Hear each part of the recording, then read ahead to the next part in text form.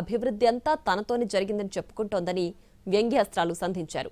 ఇంటి నిర్మాణం ముందు దిష్టిబొమ్మ కడితే ఇల్లంతా నా వల్లే అని భ్రమపడినట్లుగా పరిస్థితులు ఉన్నాయని అన్నారు. వెన్నుపోట్లు, పొలిటికల్ మార్కెటింగ్, మేనేజ్మెంట్లో చంద్రబాబు యూనిక్ పీస్ అని సెటైర్లేశారు. కానీ నిన్న మన రాష్ట్రం నుంచి వెళ్ళినటువంటి ముఖ్యమంత్రి గారు, వారి కొడుకు, వారి బృందం అంతా కూడా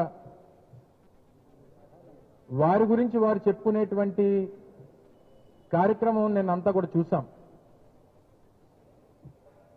నిన్న దావోస్ వేదికగా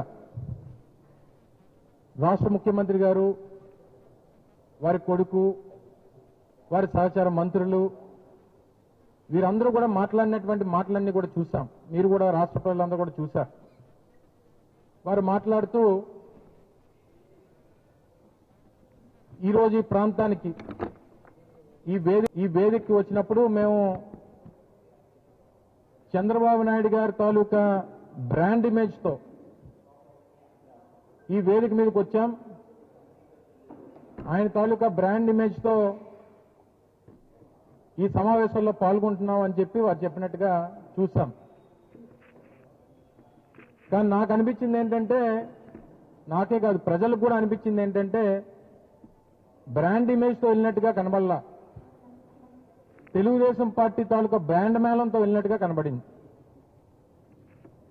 ఎందుకంటే తండ్రికి కొడుకు డప్పు కొట్టడం, కొడుక్కి తండ్రికి డప్పు కొట్టడం నిన్నంతా కూడా నిన్న జ్యూరిక్ వేదికగా తెలుగు డయాస్పోరాతో జరిగినటువంటి సమావేశంలో స్థానికంగా యూరోప్కి సంబంధించినటువంటి పెట్టుబడిదారులు, ఇన్వెస్టర్స్ సంబంధించినటువంటి సమావేశంలో వారు మాట్లాడినటువంటి మాటలు చూసాం. వారి కొడుకు మాట్లాడుతూ వారి తండ్రి గురించి, నా తండ్రి ఒక యూనిక్ పీస్ అని చెప్పాడు. ఈ పీస్ ఎక్కడ దొరకదు, ప్రపంచంలోనే నా తండ్రి ఒక యూనిక్ పీస్ అని చెప్పాడు. నిజమే, వాస్తవం మాట్లాడాడు. పిల్లనిచ్చినటువంటి మామను వెన్నుపోటు పడడంలో, 4 సార్లు అధికారం ఇచ్చినటువంటి ప్రజల్ని వెన్నుపోటు పడడంలో, 16 సంవత్సరాలు ఈ రాష్ట్రానికి ముఖ్యమంత్రిగా ఉండి ఈ రాష్ట్రానికి ఏమీ చేయకుండా ఉన్నటువంటి దాంట్లో కేవలం పొలిటికల్ మార్కెటింగ్ అండ్ మేనేజ్మెంట్లో బహుశా నీ తండ్రికి మించినటువంటి వ్యక్తి ఈ ప్రపంచంలో ఎక్కడ ఉండడో, అది ఒక యూనిక్ పీస్ అనేటువంటి విషయం చాలా కరెక్ట్గా చెప్పాడు వారి అబ్బాయి. ఈ క్రమంలో ఈ మధ్యకాలంలో మనం చాలా సందర్భాల్లో చూస్తా ఉన్నాం. గడిచినటువంటి ఈ 2 సంవత్సరాలుగా వారి అధికారంలోకి వచ్చిన దగ్గర నుంచి జగన్మోహన్ రెడ్డి గారి హయాంలో జరిగినటువంటి కార్యక్రమాల్ని,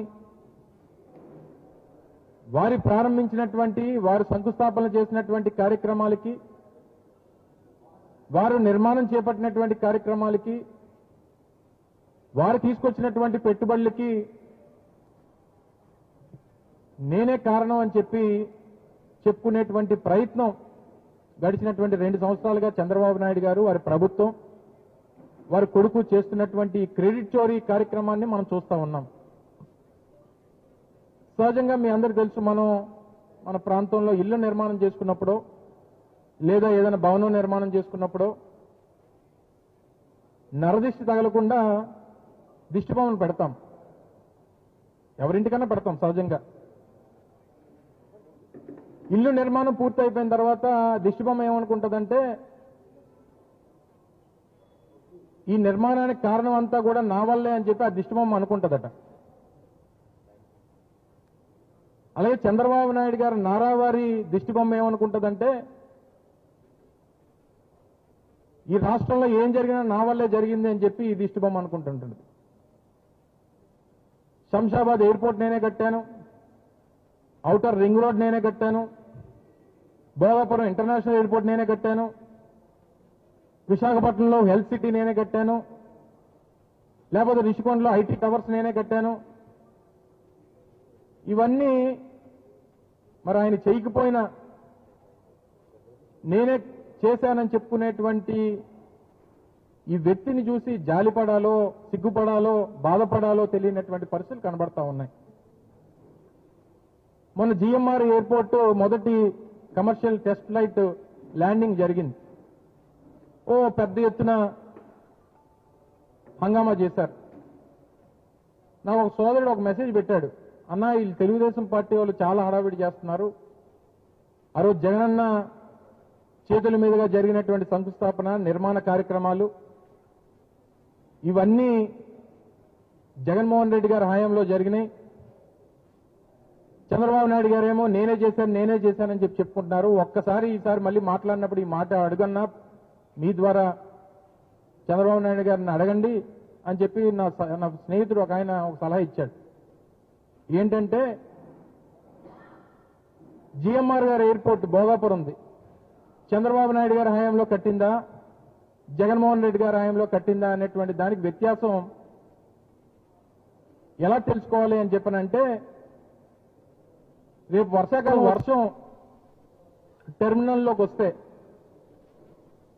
అది చంద్రబాబు నాయుడు గారు కట్టినట్టు, నీరు టెర్మినల్లో రాకపోతే జగన్మోహన్ రెడ్డి గారు కట్టినట్టు, అంతకంటే మించి తేడా తెలియాల్సినటువంటి అవసరం లేదు. అదేంటంటే మరి మన సెక్రటేరియట్ చూసాం కదన్నా, మన అసెంబ్లీ చూసాం కదన్నా, వర్షం పడితే నీరు లోపలికి వచ్చేస్తుంది, అది చంద్రబాబు నాయుడు గారి ఘనత అని. ఒరే బాబు, వర్షం పడితే నీరు ఎయిర్పోర్ట్లోకో లేకపోతే అసెంబ్లీలోకో సెక్రటేరియట్లోకో వచ్చేస్తున్నాయి అని చెప్పి